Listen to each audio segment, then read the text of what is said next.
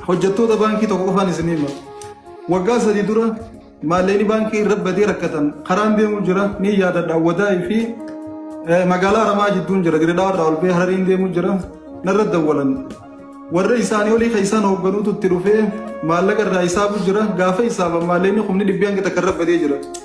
Eessa bade maallaqni jennii gaafa gaafatan nigdi baankii irraa nama garan as finne osoo maallaqni isaanii as hin dhufin buuka isaanii irratti barruudhaan qabneef as keessatti illee qabnee fi maallaqa isaanii firratti dabarsinee nigdi baankii jiraa jedhin.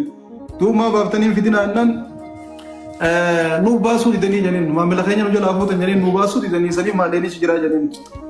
Hiiqaanaatu fichisiisaa jeetti hoogganaa isaaniitii gaafa isaan fuudhee gara iddoo nigdi baankiin jirtu qaceelu maallaqni nigdi baankii isaanii irraas hin jiru. Waan akkanaan nu qabate hojii dhabuu deemnaa yaa ustaaz akkam taana rabbiiji arra yoo hojii irratti hafnee sumaanii yoo hojii dhabnee sumaanii naan jennu. Aboo uumaa harkaan qabu kamiin ta'a aboo ati nurra wayyaa nama beekta rabbiiji bakkuma seeni nu furi naan jennu. Kuma meeqa kuma dhibbaan gana naan jennu.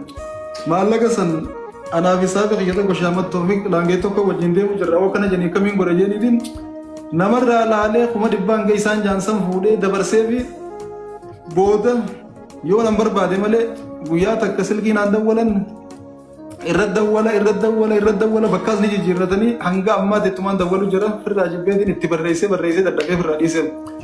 Wahuma akkanaa tanan irratti hisaabamee irra hisaabamee na bira waan guddoo ta'e kana qofaa miti nama akkanaa hedduudhaatu jira kana dhufu. Yoon jalaa dide osoo qabuun dhorkate naan jedhan anaa qabu isaan osoo qabuun dhorkate jedhinatti hijaa'urra anfirra akkaan teetuma isaan kanaaf furmaata ta'ee yoo rabbiin galchiisisaa galchanii waaftee saabtu jedhumaan itti seenu. Yeroo hedduu namni ati gartee isaacha rakkattu kun namni ati isaacha rakkoo seentu kun siif rakkatu awwani na gammachiisu guddoon ijoolleen san silaa hojii irraa ni ari'amti. Nama lama sababa an isaaniif liqii fuudhee waan san irraa bakka deebisuutiin isaan hojii irratti hafuu isaanii na gammachiisa. Isaan garuu isaan rakkachuu san isaan hin yaachiftu waan ta'eef hanga ammaatti wanni kasiisan ni jirti. Alaa kulli haal intaltii garaa laaftu garaa qullaan heerumtuu kuma jaansan namni garaa laafu gadaa kana keessatti jaarraa namni ati yaadduu si yaadne kana keessatti hedduun ni rakkata. Rakkoo xiyyaan ol baasee kubaan as dura isiniin jee himuun fedhu wahuma jabaate hangasuu na dubbise garabbiin na dubbise jeetuma ofirraa if jajjabeesseetuma dhufee isin dura taa'u jira malee magaalaa tana keessa hon gabbee nama laaluun sodaa jira. Boo'insa kiyya kan ol beesan jecha wallaahi guyyaan miidiyaa irratti maayikii na jala qabanii waa'ee Sheek Jamaal Aliyyi hoggaan dubbadduun miira keessa gale. Sheek Jamaal nama qalbiiti jedhee kanaa kana jabeessuu irratti fuuldura na dhiibuu irratti shoora olaanaa taphatu hedduu naaf dhimmama hedduu naaf cinqama tasaa irratti yaachisa roga hundaan nama na cinaa dhaabbatu nama akkaan rakkoo keessa jiruun osoo eegarabbiiti isaan qabaachuu baaddeen gabbee ummata duratti daawwadhaaf dhaabbachuu hin dandeenye nama sani waan ta'eef gaafa maqaa isaanii kaasu miira keessa galee boo'ee eeggata. Boo'insa kiyya san gaafa ol beerraa kaasee guyyaa tokko nama dura dhaabbadheen salaachifne qaanfadhee jechuudha. Namaan firraa naqu jira wallaahi masjidaan dur itti salaachisu galgaluu namaan naqu jira sodaadhee uummatuma dura dhaabbadheetu gaafaan salaammadhee gaggara galu uummanni kun fuula keessa harka maal naan jaajeetiin ifi saffii keessa dhaabbadhee uummata duwida galee nama firraa naqee salaachisu jira. Sadarkaa san gubbaan ga'ee dirqiin saba loon qabdu jedhanii dirqumaan naas baasee hangas na dubbise hanginiin dubbadde sanuu na qaanfachiiseen baan alaa kulli haal uummata kiyya ummata namaa hubatu ummata namaa beeku biyyoota garaagaraa irraa dawwalee namni naa dawwalu hundi ni booya gaddatti dhaga'ame natti ibsateeti akkuma reefu jee waan kan nutu natti xiqqaatteecha waan silaana bira guddooti isaan xiqqaatteechaadha waan biraa waan godhan dhabanii osoo lubbuun teenya irra hidhaamteecha akkasii kan nu jiranii hedduu takka naa galatooma ulfaadhaa jechuun hin barbaada. Waa'ee xiyyaanarra sheeka kirfayyoo dubbatan gaariidha hangarumaan jaa ummata xiyya hedduu naa galatooma isiniin jaaladha hangaan dur isin jaaladhu caalaa. Wallahi ammaan isin jaaladde wareegama narraa barbaachisu amma yoon isiniime edoo saayiboota kiyya tokko dhufanii maasiitii irraa na bira bulan odoo isaan na bira ta'anii akkaawwantii gara shanii natti ergame.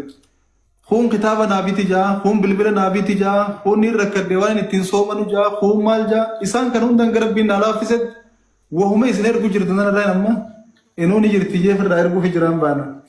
Gaafa numaan qabne san ammoo liqiin fuudhee gaafa teessanummaan tunu na bira jira liqiin fuudhee akkasitti namanatti waajuu kana ergeefi kasi firraa waliin ga'a. Amma tokko ida nama tokko dawwalee waan ergi jeeni namni sun akka waan biloo godheeti.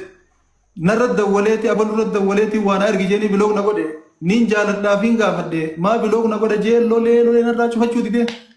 Balaa biraa buusee bara niin jaaladhaa sagalee isaa malee hin dhageeffadhu akkami kana godhe jee lolaan baane.